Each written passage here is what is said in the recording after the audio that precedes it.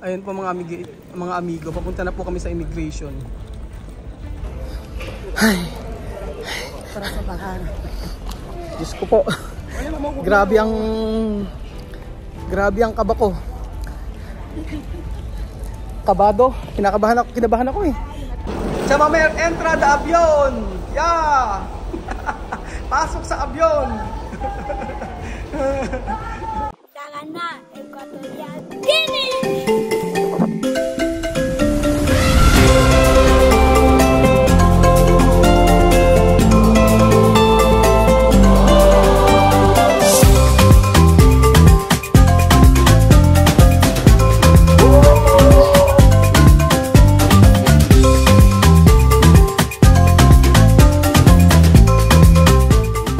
At ako ang inyong amigo dito sa Puerto Bata, Equatorial Guinea.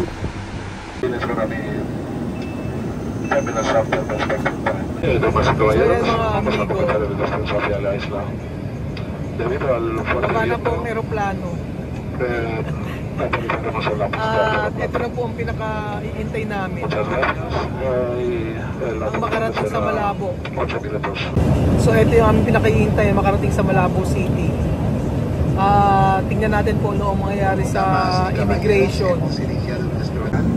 Bajen los reposabrazos, plieguen sus mesitas y mantengan las ventanillas completamente abiertas. Los accesorios electoralmente desconectados. Gracias. ¿Es misma Corea? Él dice misma, ahora correr. ¿Corea de qué? Mamá ya ha ido. Para ser flaco. Mucho comer. Mucho comer. Medyo mauga ang aming aeroplano mga amigo. Pag talaga ganitong maliit na aeroplano, kadalasan po, ayan, nakakatakot. Alam niyo po yung huling biyahe namin dati, na ako lang, yung hindi pa ako nagbablog. Yung aeroplano namin, alam nyo, paakyat na, bumalik. Paakyat na yung aeroplano. Pag ganun siya eh. Matuloy siyang ganun, tapos biglang nag-U-turn. Takot kami ni Jose. Takot kami ni Jose noon. Biglang nag-U-turn yung aeroplano. First time namin na-experience yun. Ayan.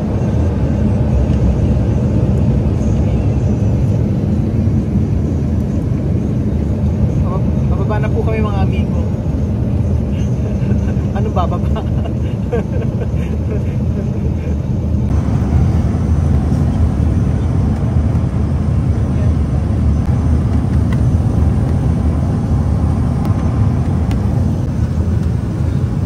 Nakakatakot kasi yung ganitong kalit aeroplano, talaga lang mga amigo, masyadong maalog.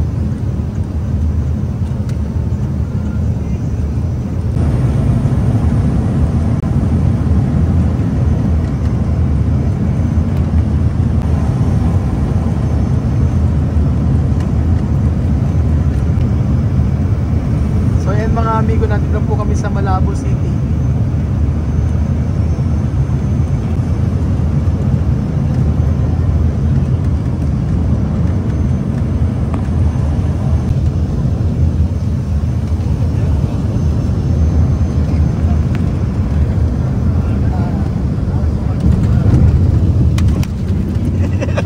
Pumapalakpak si Chamame.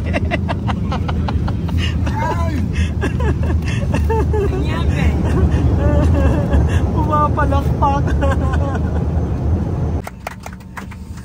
Wow! Nagpapalakpakan sila. Alam niyo po bakit pumapalakpak? Kasi po talagang nakakatakot. Yung aeroplano po gano'n, no? Opportunity to thank you for flying with Kronos Airlines. Hindi mabuksan ni Chamame. Kasi Thank you and goodbye. Nabiktima rin si Chamame. Ayan na po ang inyong Kia Celsa. So ito na po yung bagong airport ng Malabo City. ¡Ay! ¡Es cansada! Pero ahora volando otra vez.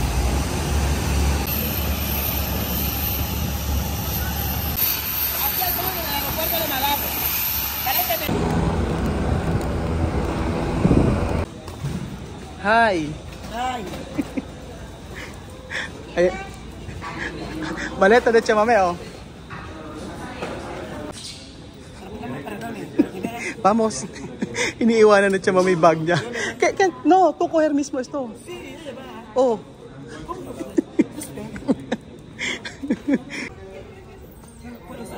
No, Jerry está ahí? Sí, aquí estoy. Ah? Jerry? Ano yung anak ni chamame? Si Jerry. ¿Quiero para salir? Ah, pwede. Es. ¡Wow! ¡Wow! Jerry, ¿qué tal?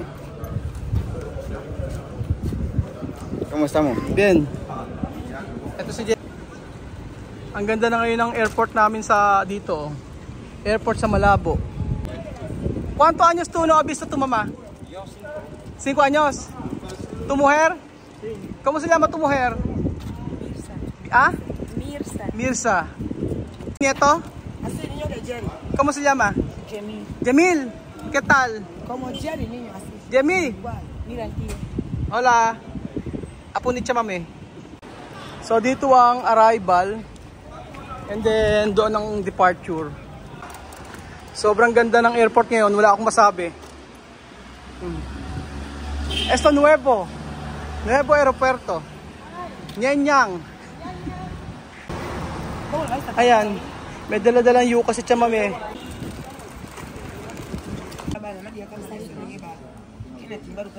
Mas maganda ngayon kaysa dati. Dahil ngayon dire-diretso na. Hindi kagaya dati maraming control. Ah, Jerry, ¿por qué tú llorar? Porque su mamá ¿Ah? ya se va. Llorar. Umiiyak si Jerry. No llorar, volver. Solo un mes. Anya! Mayor. Na-check in na po namin yung aming mga gamit and then medyo kinakabahan ako dahil sa dito pa lang po tinatanong na si Chamame kung anong gagawin sa Pilipinas. And then buti magkakasama kami nila Odessa. Ang sabi ni Chamame magpabakasyon. So nagtataka kasi yung mga tao bakit isang Afrikana pupunta sa Pilipinas. Ano daw ang gagawin niya sa Manila? And then ayun, kinuha na yung namin yung mga maleta tapos kinek-in na. So sa may immigration na kami ngayon. At inaantay ko na sila Chamame at umihi. At sila daw ay ihing-ihi sila, ako kabang-kaba. Nakakatakot po kasi dahil yung pagkatanong pa lang kasi ay dapat talaga tama yung isasagot mo. Totoo lang. Sabi ko kay Chamame, pag tinanong siya ako ano gagawin sa Pilipinas, sabi mo magbabakasyon. Tapos sabihin lang niya yung totoo. And then pag tinanong siya kung meron siyang bank accounts, sabihin niya walang bank account. Ang dala lang niya ay pera. So magsabi lang ako ng totoo, sabi ko kay Chamame, huwag siyang magsisinungaling. And then ayan, nag-fill up kami ng mga information na kailangan dito. Tapos ito na yung aming boarding pass. Kompleto na. Ay, mi corazón así ahora en migración, falta poco. Pato po ko. Mi corazón palpitando. CR pa lang nila, napakaganda na. Sa sobrang kaba ko, ako'y naiihi. Walang masyadong tao ngayon dito. Baka walang masyadong bumabiyahe. Ayun po mga amigo, papunta na po kami sa immigration.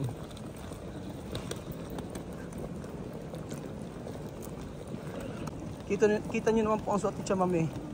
Para po siyang aabay ng kasal. Posturang postura. Chamame, postura. Oh, postura.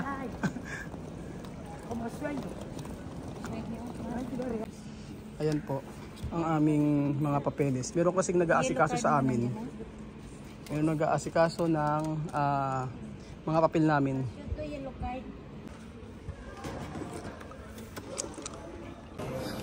Ay. Para sa bahar. Diyos ko po. Grabe ang kaba ko. Kabado. Kinabahan ako eh. Kabang-kaba po ako mga amigo nung nasa may immigration na. At ayan na si Chamame. Ay, Chamame. Corazón, roll, kapita, puy. Oo, kabang-kaba ako nasa immigration. Si Chama may relax sa relax. Alam niyo po kung bakit? Ahora su corazón, contento. Bago po sa may immigration, yung mga hand carry po namin ay chinek. So after pong i-check ng ano namin, yung maleta, nakita namin mga pagkain. Ang sabi doon ay ilagay doon namin sa aming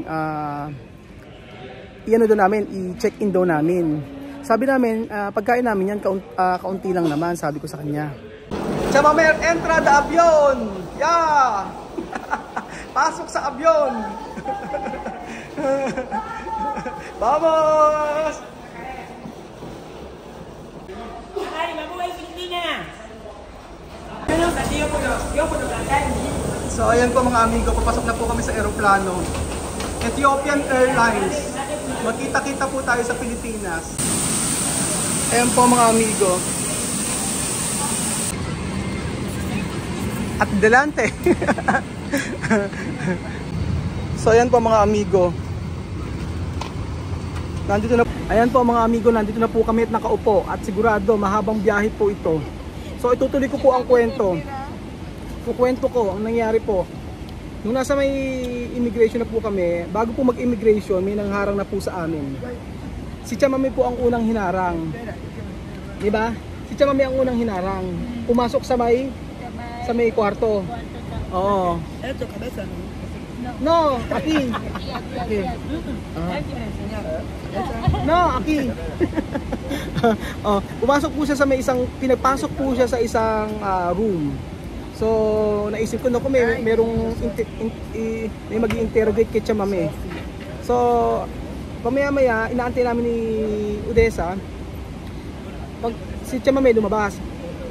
Pagkayari, tinatawag kami ni Chamame. E, sumunod na rin kami sa may isang room. Tapos po, pagkapasok namin sa isang room, nakita yung mga pagkain namin na nasa maleta. Ang sabi po sa amin ay bawal daw magdala ng mga pagkain na marami. Kasi daw, dapat daw chine-check in yun. Tapos, alam niyo po, ayaw pumayag. Nasabi ko, kung ayaw mo ng sige yung mga pagkain na yan ay tatapon na namin. O kunin nyo na, sabi namin. Ayaw, ang gusto i-check in doon namin. Tapos pamaya-maya hindi kami pumayag na i-check in. Kasi nga anong oras na medyo malilate kami kapag ka-check in pa namin yung maleta na maliit, and then mas malaking babayaran namin kasi per kilo dollar ang babayaran namin. So madalit salita ay ang nangyari sa huli, ang sabi sa amin ay magbigay na lang daw kami ng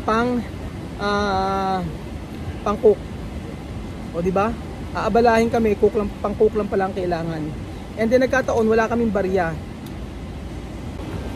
Tapos ang barya lang ni Odessa ay 500 o 50 pesos. Tapos lahat ng pera namin ay buo na. So nanghihingi na kahit na 500 pesos. Binigyan na namin yung 1,000 para kami papuntahin na kami sa immigration. So bago mag-immigration, yun po ang nangyari. Tapos pagpasok namin sa may immigration, sa may officer, may nagtanong kay Chamame, tinatanong kung saan. Chamame, kay preguntar de immigration. Solo preguntar qué dirección. To? Yo voy. Ato dicho kay? Yo ni sa Manila. Manila. Solo esto. O yun lang daw po ang tanong kay Chamame. Saan pupunta si Chamame? Ang sabi niya Manila. Walang na alam ni Chamame ang kanyang pupuntahan. Kaya po, ayan, nakalampas na po kami at talagang tingnan po natin sa Pilipinas kung anong pagsubok ang aming aabutin. Grabe po. Ang dami natin naubos sa sepas, no? Ang dami. Kulang-kulang isang doon yun. Oh, ang dami namin naubos na pera. Lagay. Bigay. Ano siya, bigay, hindi ano. Huwag natin sabihin lagay. Baka hindi magandang ano. Bigay, parang pakonsuelo, gano'n. Maraming pakonsuelo na ibinigay kami. So, buti ka mo hindi ako nagpapalit ng euro. Kasi kung nagpapalit ako ng euro, malamang wala kaming gagastusin na sepas o pera dito. Kaya ayun, nabunutan na ako ng tinik sa dibdib. Sobrang kaba ko kanina dahil iniisip ko ano kapag na-hold pagka na-upload si Chamame. So yung maleta ko na dalawa, plus yung maleta ko na dalawa, 4 na maleta yon, yung kay Chamame isa, sa kanya yung isa. Tapos alam niyo po ang nakakalungkot pa.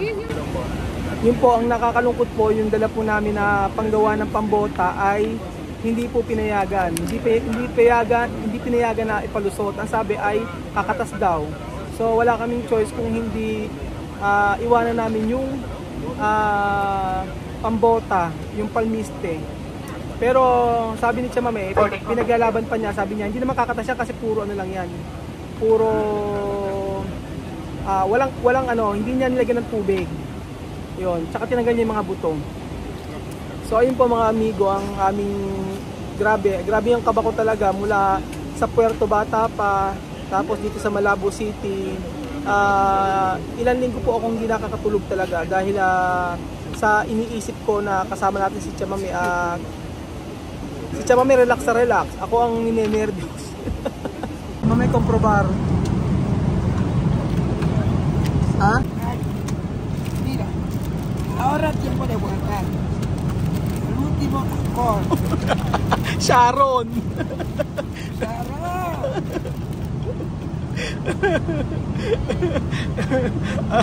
Huling-huli si Chamame.